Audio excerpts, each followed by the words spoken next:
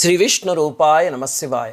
ఆర్థిక సమస్యలతో సతమతమైపోతున్నామండి. ఈఎంఐలు కట్టలేక తినడానికి తిండి కూడా లేని పరిస్థితి వస్తుంది. ఎలాగా, దీనికి ఏమన్నా మార్గం ఉందా అని అడుగుతున్నారు చాలామంది. గుర్తుపెట్టుకోండి, మొట్టమొదటిది 90% కేసుల్లో కొంచెం లోపలికి వెళ్ళి చూస్తే తెలుస్తున్నది ఏమిటంటే, భార్యాభర్తలు ఇద్దరిలో ఒకళ్ళకి ఆడంబరాలకు పోయి 10 మందికి చూపించుకోవాలి అని దూబరా ఖర్చులు చేయడం అలవాటు ఉంటే కనుక ఇలాంటి సమస్యలు వస్తున్నాయి. వాటి కోసం అప్పులు చేస్తున్నారు. అందుకని మొట్టమొదట అటువంటిది ఉంటే వదిలించుకోండి ఆ దురలవాటిని.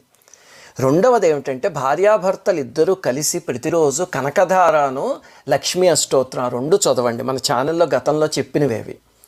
అలాగనే ఒకవేళ అప్పులు తీర్చాల్సిన సమస్య ఉంటే కనుక నృసింహ రుణ విమోచనం కూడా చదవండి. ఈ 3 కలిపి చదవడానికి ఒక పావుగంట పడుతుంది. మీరు రోజు శ్రద్ధగా ఈ 3 చేయగలిగితే కనుక ఖచ్చితంగా ఈ సమస్య నుంచి బయటపడతారు. శ్రీమాత్రే.